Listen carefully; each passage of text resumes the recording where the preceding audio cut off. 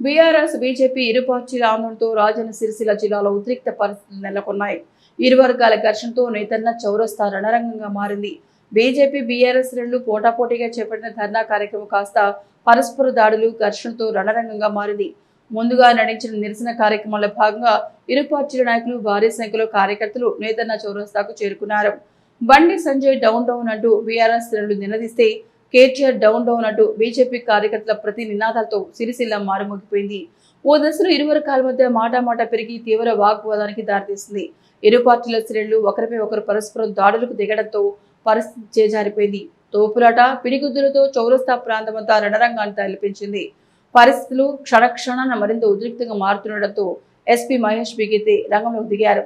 పరిస్థితిని అదుపు చేసేందుకు యత్నించినప్పటికీ ఇరు వర్గాలు వినకపోవడంతో లాఠీలకు పనిచెప్పారు. నిరసనకారులను ఎక్కడికక్కడ అదుపులోకి తీసుకుని పోలీస్ స్టేషన్లకు తరలించారు. ఇరు వర్గాల ఆందోళనతో మండుతున్న ఎండవేళ ట్రాఫిక్ భారీగా నిలిచిపోయి వాహనదారులు ఇబ్బందులు పడ్డారు.